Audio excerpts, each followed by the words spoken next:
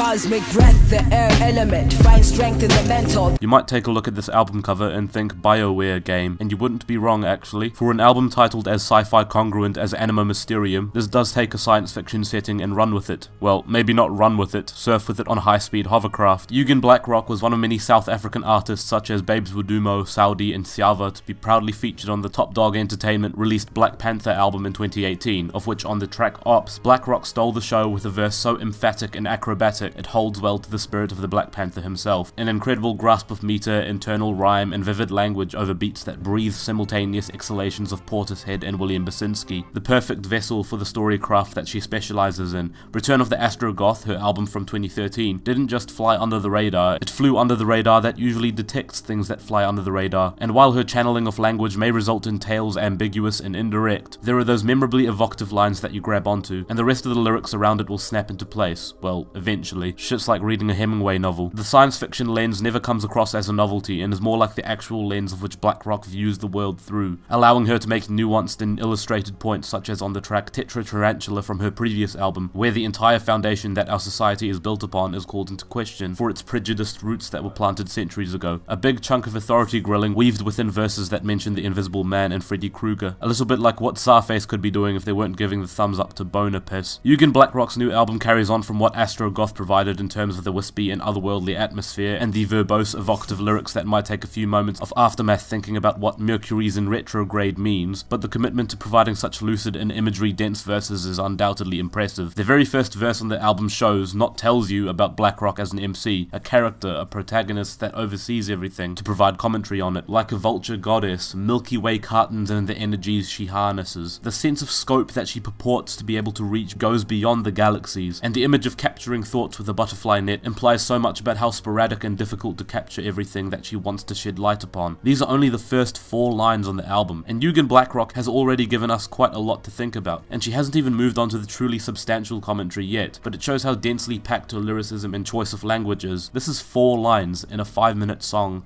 on an album with 12 tracks. Mythology and astrology are vast arenas that Blakrok draws upon to illustrate her understanding of the world, and so the instrumentals that accompany her serve as the backdrop for this gigantic mural. This time they sound so meditative and live. Monatomic Mushroom begins as a shady bass line that prowls closer and slowly before the drums snap into place, and BRAVESTARR breathily sings the hook like a voice from a figure hidden in the shadows of an alleyway. Picture Box understands the power of the media for both advantage, for signal boosting their message, and the crippling disadvantage with its ability to twist the words of the activists that they need to hear from the most. Carbon 4 might be one of the most harrowingly verbose depictions of self-doubt as you stare into the mirror. She even acknowledges that the efforts to decode her own word may fall short. The one and only Kool Keith makes an appearance on Mars Attacks, a perfect fit as he's known for his verbose and scientific dialect, and both unpack with no bones about it, warfare, and especially the exploitation of children who were indoctrinated into the military to further advance their immoral causes. And Historian's verse?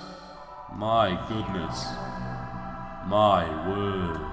The album does call into question how esoteric verses can get before the language becomes a distraction, and although there are a few cases here, any moment of difficult grasp on the meaning only invites you to dig deep and decode those images until you realize why one line connects to the next. Sometimes it is a little bit absurd. I'm still awake searching for the Mysterium, climbing cosmic ladders to a parallel Elysium. Sounds pretty cool, but it sounds a bit more like sci-fi word soup filler before the truly ear-grabbing lines. Ultimately, some of these tracks will trail on with their dubbier beats that are more like a looping vessel for their storytelling, as opposed to those that bring more weight to the lyrics when they beg for that kind of distinction, lest it all sounds like one long audiobook. But when the revving drone on Land on Grey adds another wave of momentum after each bar, and Hibiscus's triplet rhythm waltzes along like a protagonist suspended in uncertainty, or a floating mist as she describes it, there's no denying that the album has a ferocity that it's only holding back by a tether. It's a dormant rage yet to be unleashed. Our perception of this world that Blakrok describes is that it's perhaps another planet, but the parallels to draw with our own are there. I don't think she could have spelt it out in any more detail, and how much of it we recognize is proportionate to how much of a nerd you are. As of right now, Anima Mysterium feels like it deserves a strong 7 out of 10, scratching upon the 8 threshold because it just is so good at what it's doing. Blakrok definitely acknowledges that she makes her own rules to follow, regardless of whether or not we're a fan of the guidelines that she paves for herself. It's no trouble to her. She's a fucking sorceress.